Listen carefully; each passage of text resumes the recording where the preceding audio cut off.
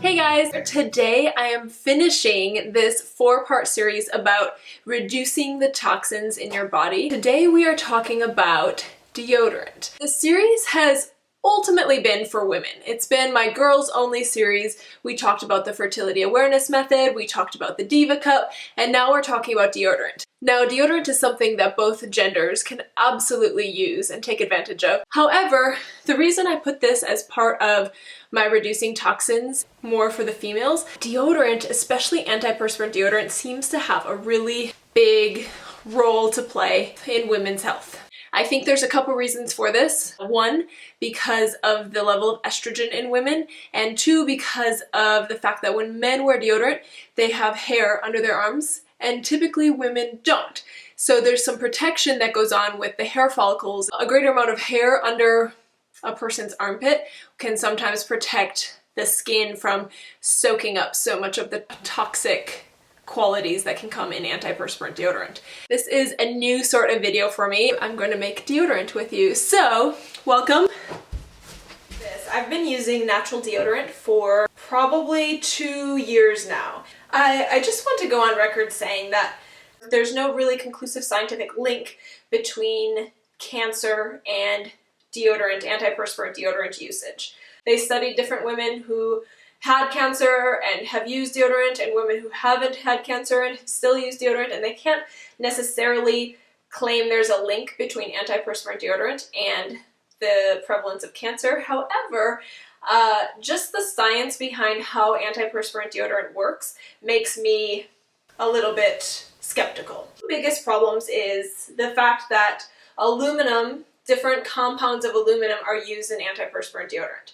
So what this does is it's meant to clog the pores under your arm, and then you're not sweating. It's supposed to stop you from sweating. The problem there is sweating is one of the ways that we release toxins. That's one of our body's waste elimination avenues, if you will.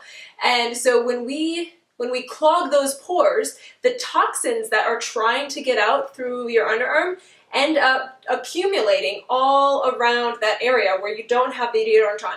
So a lot of times in the breast tissue, in the arms, all these things, so you have toxins accumulating there. So whether or not that leads to tumors or not, you don't want toxins accumulating in your body. You want toxins getting out of your body.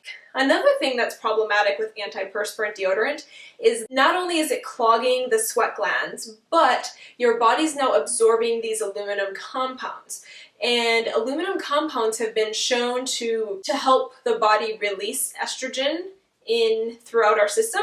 So women already have enough estrogen typically. So when you're using aluminum deodorant and then your body is releasing more estrogen, estrogen has been proven to promote the growth of cancer cells. So you don't want an excess of estrogen in your body, and so if aluminum deodorant is causing an excess of estrogen in your body, it's something to be wary of. The third problem is the fact that there are often parabens in there, and parabens are just different compounds and different chemicals that our bodies can't handle very well. So we don't want to put them on our skin.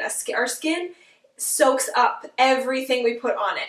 Our skin, first of all, is amazing, and we want our skin to be healthy, we want our skin to be working the way it is supposed to work. Not only are our lymph nodes not being able to be properly cleared out of toxins when we wear anti-perspirant deodorant, especially with aluminum, but aluminum is also linked to Alzheimer's disease. In general, we want to avoid aluminum as much as possible. So if we can prevent Alzheimer's, if we can prevent breast cancer by doing these things, great. But in general, just helping our bodies to release toxins and to live in a healthier environment is the main purpose of avoiding anti-perspirant aluminum deodorant. Today I'm going to walk you through one way that you can still use a deodorant, even though it's not anti-perspirant or aluminum ridden.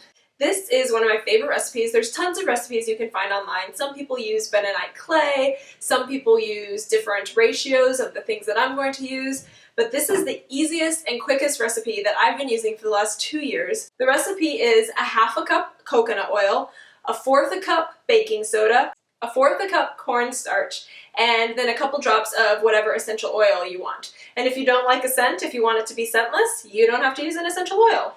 That easy. So 3 ingredients, maybe 4. I like to make sure that you get coconut oil that is organic. We just get a normal baking soda and cornstarch. I'm going to be doubling the recipe. 1/2 cup coconut oil. And so what I did with my coconut oil is I melted it. I put hot water in a pot, and then I put my glass jar of coconut oil right in it. So you want the coconut oil to be at a consistency that it can be stirred.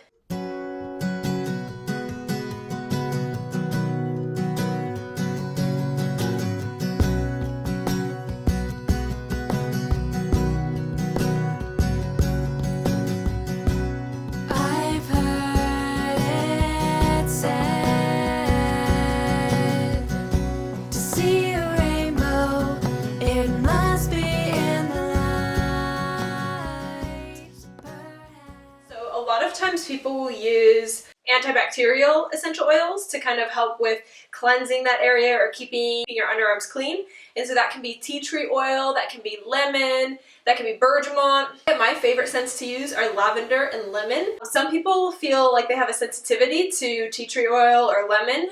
So lavender is a very, very calm essential oil to use for people who are maybe first getting started with this. Once you have your consistency the way you want it, you can take some scoops of it and put it into nice little mason jars. They're ball mason jars and they're adorable.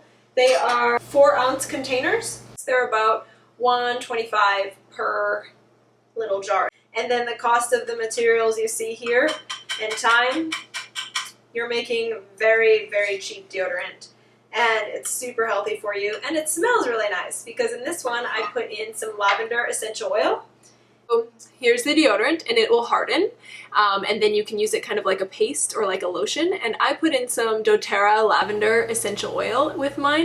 It's cold in here, so coconut oil at this temperature is at solid, so that's why I had to heat mine up. And even as I started stirring, as it started cooling down, it's starting to thicken, it's starting to get hard again. But that's nice because then you start to see that as a deodorant, it becomes more of a lotion and more of a paste. So when you're all finished with your deodorants, they will look something like this. So that's how you can make your own natural deodorant and start to actually allow the toxins to come out of your body. And it's wonderful. I love it. I never notice an odor. And sometimes the cornstarch helps you not to sweat profusely, not to sweat too much. And yet, because it's a natural deodorant, it allows you to sweat when you need to. So when you're working out and you need to be getting rid of toxins, now you can. Hopefully this was helpful to you. You can check below for some of the links I found helpful in researching this subject.